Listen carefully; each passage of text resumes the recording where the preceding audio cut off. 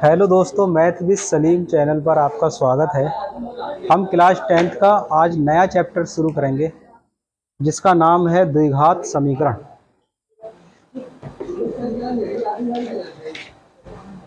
Quadratic equations chapter है भाई आज नया, द्विघात समीकरण।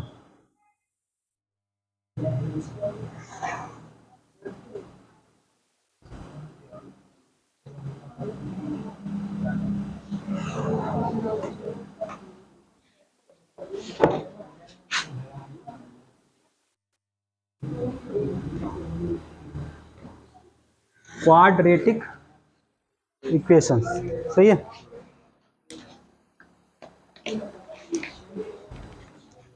द्विघात समीकरण देखो भाई ध्यान से।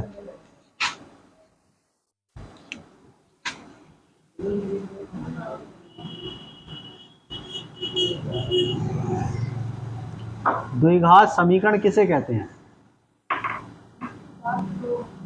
ठीक है, वह समीकरण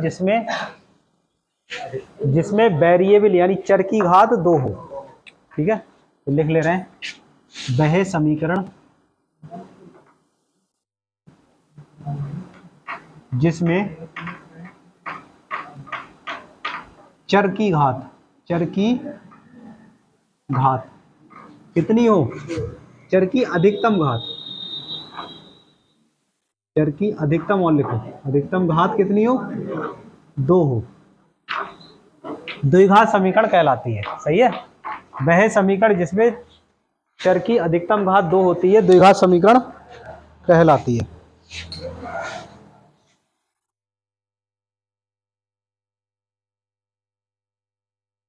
देखो आगे, तो उदाहरण दिखा रहे हैं इसका हम, जैसे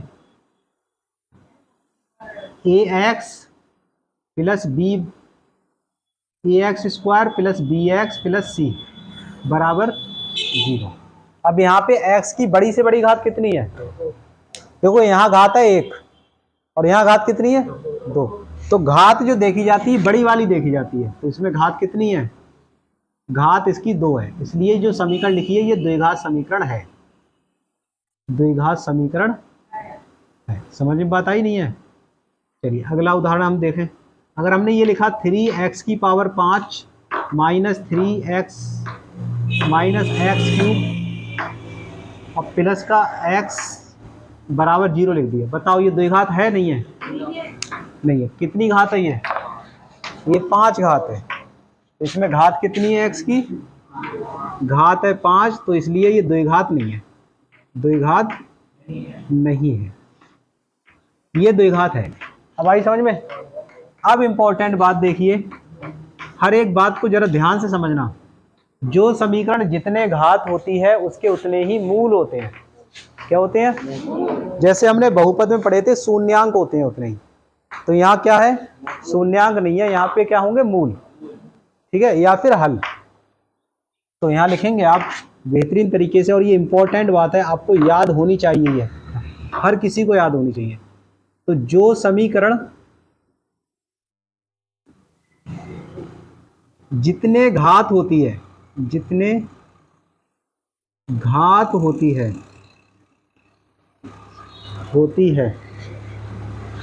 उसके उतने ही मूल होते हैं, उसके उतने ही क्या होते हैं?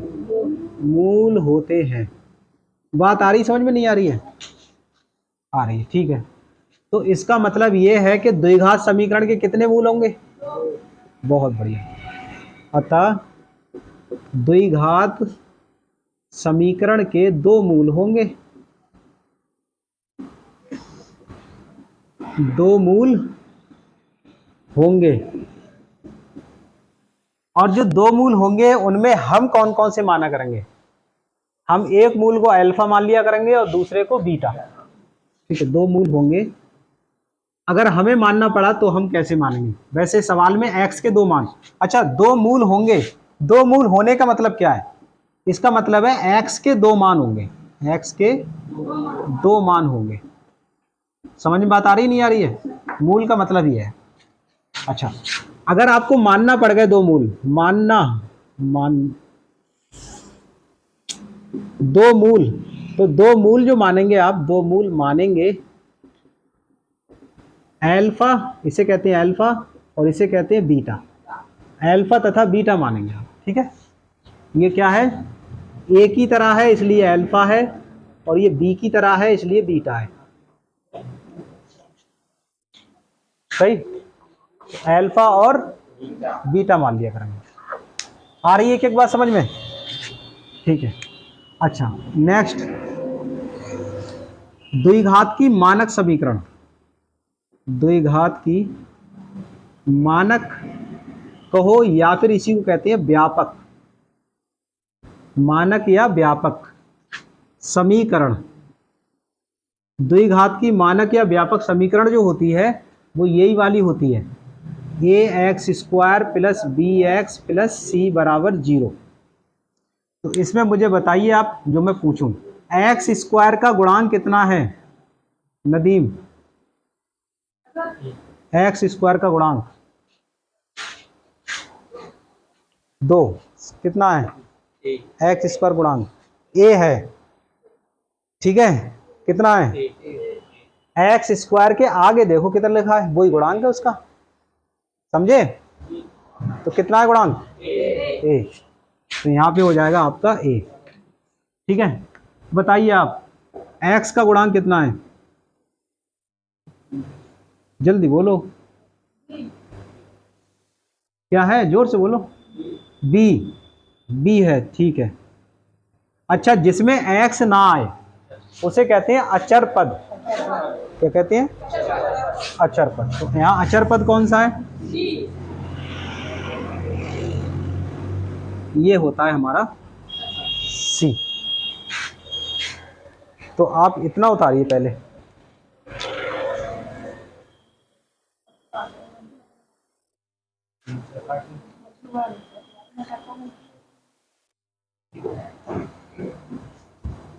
चलिए। इसमें आपको ये पहचानना है कि द्विघात समीकरण कौन सी, मैं सवाल लिख रहा हूं और आप बताओ। पहली प्रश्नावली आपकी, क्वेश्चन है, देखो ये है आपका एक्स स्क्वायर माइनस के 2x और बराबर है माइनस के 2, और यहाँ दे रखा है ब्रैकेट 3 माइनस एक्स, और पूछ रहा है क्या द्विघात समीकरण है, क्या द्विघात समीकरण है। कोई भी द्विघात समीकरण होने के लिए आपको उस समीकरण को सॉल्व करना होगा पहले, ठीक है, और उसके बाद ही जो रिजल्ट आएगा फिर लिखेंगे आप। चलो हल करते हैं इसे। एक्स स्क्वायर माइनस के 2x और माइनस के 2 और ये ब्रैकेट में ऐसे करके, और एक ब्रैकेट और लगी है 3 माइनस का x, ये देखिए ऐसे ही लिखें, एक्स स्क्वायर माइनस 2x। अब इस माइनस 2 से अंदर गुणा करें, तो माइनस 2 तियां 6, और ये माइनस इस माइनस से गुणा क्या होगी, प्लस, माइनस माइनस की प्लस, 2x से कम 2x। अब आप इधर ले आइए सबको, एक्स स्क्वायर माइनस के 2x, 6 इधर आके काय के हो जाएंगे, प्लस के 6 हो जाएंगे, और ये माइनस के 2x हो जाएंगे, और बराबर बचेगा 0। अब एक्स स्क्वायर 2x माइनस के जी और 2x माइनस के जी, तो कितने हो गए, माइनस के 4x और प्लस का 6 ये बराबर, क्या ये द्विघात है, बिल्कुल। x की अधिकतम घात 2 है, x की घात कितनी है, अधिकतम, और लिख लो, x की अधिकतम घात बराबर 2, तो इसलिए द्विघात समीकरण है, ऐसे लिखेंगे, ठीक है। समझ में बात आई नहीं, हल करके सब लिखेंगे। चलिए अगला सवाल देखते हैं।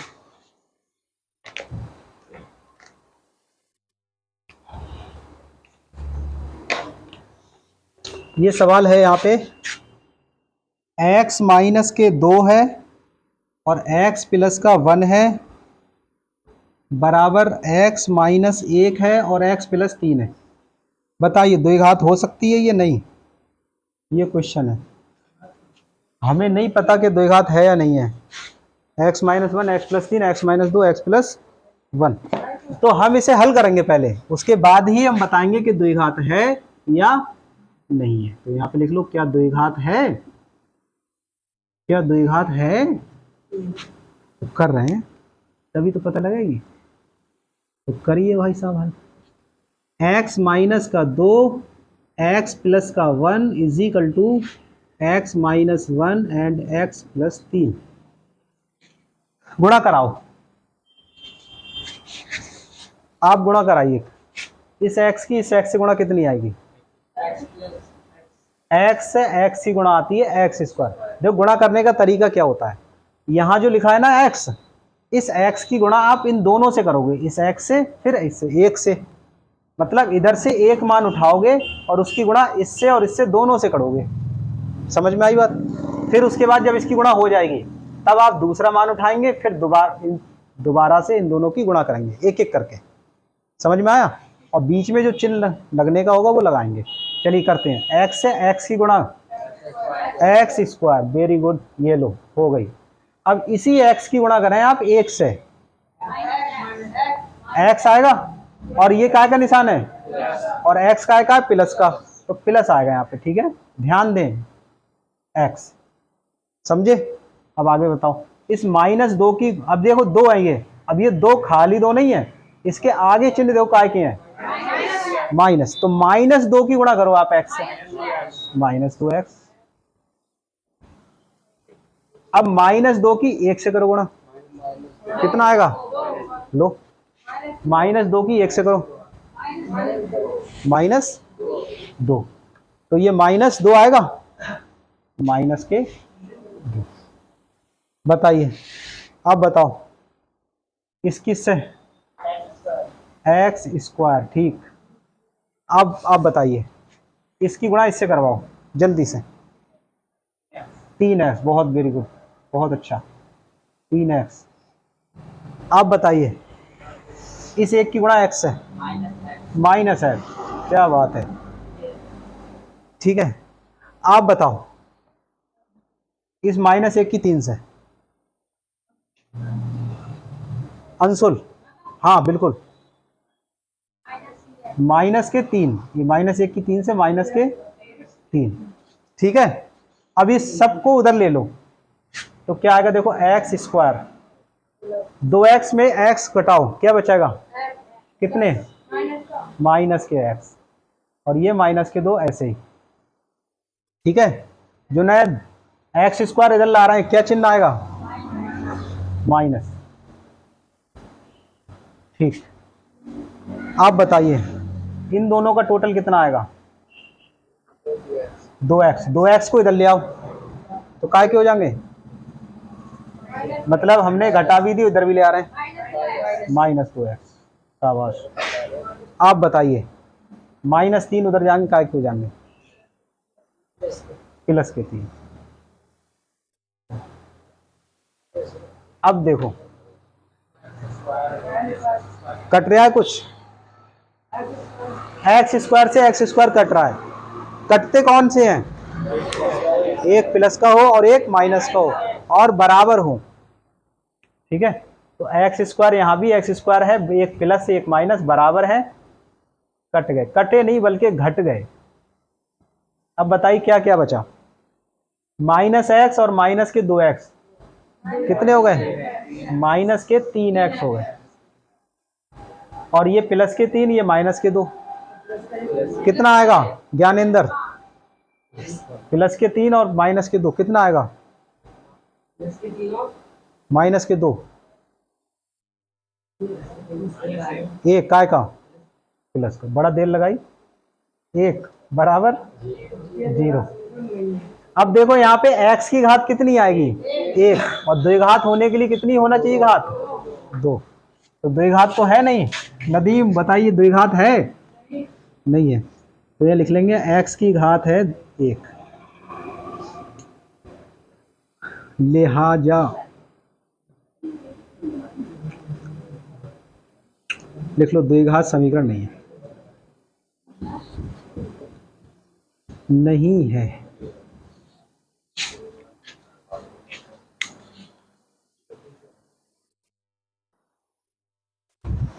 चलिए, इसमें वो वाला होमवर्क है आपका, वो करना है आपको, और एक ये सवाल होमवर्क हो गया। अब मैं ये वाला करा दे रहा हूँ। आपको क्या बताना है, द्विघात समीकरण है या नहीं, चलिए हल देखें। देखो एक्स स्क्वायर प्लस का 3x प्लस का 1, और ये देखो a माइनस बी का होल स्क्वायर का सूत्र अगर आपको ना पता है तो फिर से देखो क्या होता है, a square plus b square minus 2a, और ये b, ब्रैकेटों में याद करो सूत्रों को, ठीक है, जिससे कि बड़ी संख्या अगर यहाँ पे आ जाए 2 अंकों की तो आपको रखने में दिक्कत ना हो। तो इस तरीके से ब्रैकेट में रख के याद करो, a square plus b square minus 2a b. तो यहाँ बताइए इसका फार्मूला खोलो, तो एक्स स्क्वायर प्लस 2 का वर्ग माइनस 2x इंटू 2, तो क्या आएगा बताओ, एक्स स्क्वायर 3 का 2 का वर्ग 4, और 2 दूनी 4x। अब इधर ले आइए सारे मान, x square plus 3x plus का 1 माइनस हो जाएगा, माइनस के 4 और प्लस के 4x बराबर 0। ये देखो माइनस, ये प्लस कैंसिल, 4 और 3 7x, 4 में से 1 घटा माइनस 3 बराबर 0। x की घात कितनी आई, 1, तो द्विघात है नहीं, द्विघात नहीं है, ठीक है। ये वाला आप घर करेंगे, आपको बताना है द्विघात है नहीं। चलिए उतारते रहें।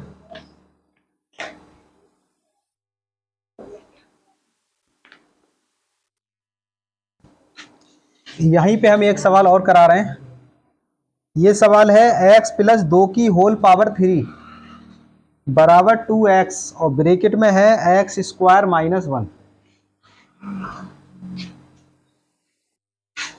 तो x प्लस 2 का होल क्यू का सूत्र क्या है?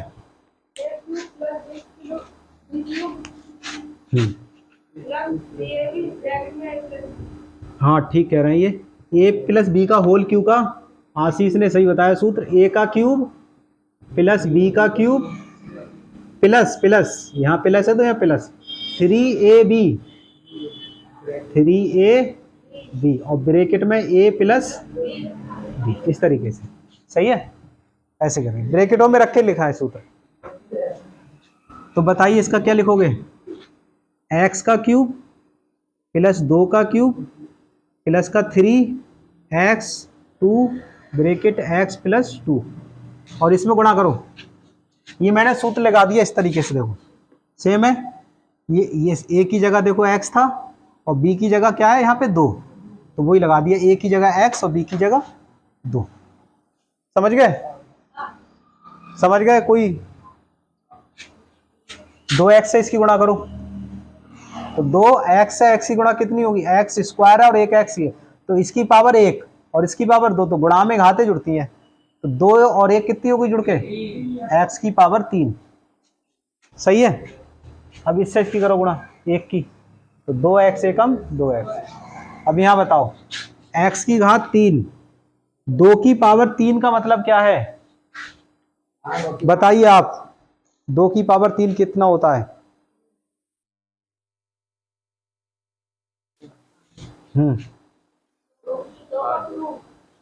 8 होता है, कितना होता है, 8। देखो किसी की पावर 3 का मतलब है उसकी 3 बार गुणा, कितना आएगा, 8,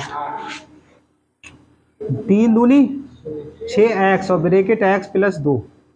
अब यहाँ पे देखें 2x की पावर 3 माइनस का 2x, इधर ले आएंगे, हाँ बिल्कुल लाएंगे, आप परेशान ना हो। 6x से अंदर गुणा करें तो 6x स्क्वायर, और 6 दूनी 12x, ठीक है, पहले इससे फिर इससे, और ये देखो 2x क्यू इधर आएगा तो माइनस का हो जाएगा, और ये 2x इधर आएगा तो प्लस का। अब देखो 2x क्यू में से एक x क्यू घटाओ, तो काय के बचे, माइनस के बचे, अरे बड़े 2 है ना, ये 2x क्यू है, ये x क्यू, तो कितना बचा, माइनस एक्स क्यू। और यहाँ देखो फिर q से छोटी घात कौन सी होती है, स्क्वायर, क्रम से लिखो। अब लिखोगे 6x स्क्वायर, अब स्क्वायर से छोटी घात कौन होगी, x, x को देखो अब 12x और 2x कितने हो गए, 14x, तो प्लस का हो गया आपका 14x। अब और देखें प्लस 8 इजिकल टू 0, हो गया सब। घात कितनी है बताइए, तो घात है यहाँ पे 3, तो 3 घात समीकरण है, द्विघात तो नहीं है, द्विघात समीकरण नहीं है, लिख लो, उतारो।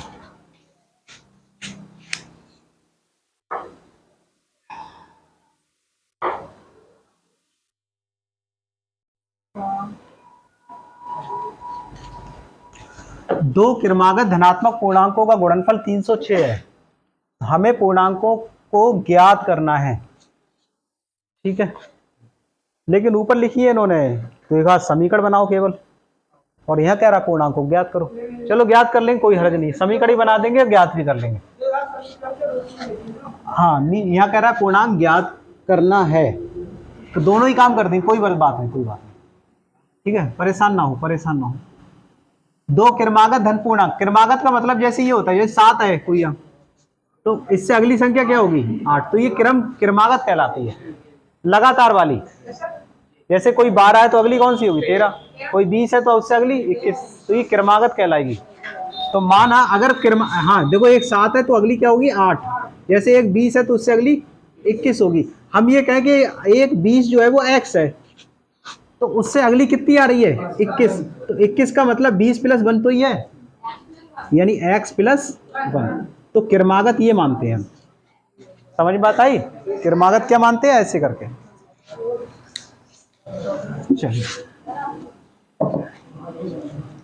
माना दो क्रमागत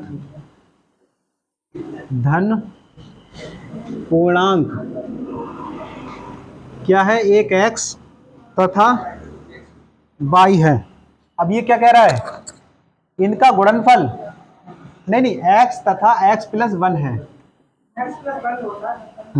तो क्या कह रहा है इनका गुणनफल, तो गुणनफल का मतलब x और x प्लस 1, ये कितना है 306। अब गुणा कराओ, x से x की x स्क्वायर, x से 1 की x बराबर 306, 306 इधर ले आओ, x square plus x minus 306 बराबर 0। समीकरण पूछता तो ये आंसर है, इतना समीकरण ये हो गई। अगर आपको इसे हल करना है तो हल करने का तरीका क्या बताया था मैंने, गुणनखंड करेंगे। देखो शुरू में क्या लिखा है 1 और आखिर में कितना लिखा है 306, इनकी गुणा जो है और उसका जोड़ या घटाओ यहाँ आना चाहिए, बीच वाली संख्या, बीच में क्या है 1, तो 306 में 1 जोड़ो 307, 1 घटाओ 305, यानी 1 तो आ नहीं रहा है, आ रहा है कहीं, तो इसकी इससे गुणा कर दो, फिर कितना आएगा 306। अब 306 के आप फैक्टर करो इस तरीके से, करो 2 से, 2 एकम 2, क्या बचे 10, 2 पंजे 10, 2 तिया 6, 3 पंजे 15, अभी रुको 3 एकम 3, फिर 3 से 3, 3 एकम 3, 3 सत्तो 21, यही तो आया। इससे 17 नहीं घटेगा। अब बताओ इनमें दो संख्याएं बनाओ जिसका घटाव 1 हो, तो देखो 3 तिया 9 दूनी 18 और ये 17, 18 में 17 घटे 1 बचा, बस हो गया गुणनखंड। तो क्या लिखेंगे यहाँ एक्स स्क्वायर। अब यहाँ पे क्या करेंगे, ध्यान से देखें, बड़ी संख्या कौन है 18 लिख लो और उसके साथ एक्स लगा लो, और फिर छोटी संख्या कौन है, फिर 17 लिख लो, इसके साथ भी एक्स लगा लो। लगा लिया, इतना लिख लिया। अब यहां देखें, जो चिन्ह यहां पर है दिखा, वो सेम यहां उतार दो। अब यहां पर आप बताओ मुझे प्लस आएगा या माइनस, ये संख्या बचनी चाहिए, माइनस आएगा, क्योंकि 18 में 17 घटे तभी तो एक का एक्स प्लस का बचेगा। ठीक, अब ये माइनस का 306 आप यहां लिख लो बराबर 0। इन दोनों में से x कॉमन है, x कॉमन लो तो x प्लस 18, क्या आया x प्लस 18। यहां भी ब्रैकेट सेम ही बनती है, x प्लस 18 आप यहां लिख लें बराबर।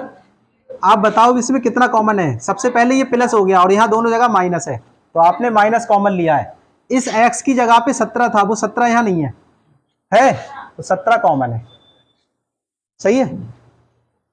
अब x प्लस 18 यहां से पूरा ले लो कॉमन, तो क्या बचेगा यहाँ पे x माइनस 17 बराबर 0। अब जब x प्लस 18 होगा 0, तो x का मान आएगा माइनस 18, और जब ये वाली ब्रैकेट 0 दिखाओ, ये वाली x माइनस 17 0, x बराबर प्लस के 17। सवाल कह रहा है धनात्मक पूर्णांक और ये आया ऋणात्मक, तो ये मान्य नहीं है, तो ये मान्य है, ठीक है साहब। तो बताओ पहली संख्या क्या आई, पहला धन पूर्णांक, पहला धन पूर्णांक आया x बराबर 17, और दूसरा धन पूर्णांक 18, बहुत बढ़िया। x प्लस 1 का मतलब 17 प्लस 1 बराबर 18, यही हमारा आंसर है। बिल्कुल सही।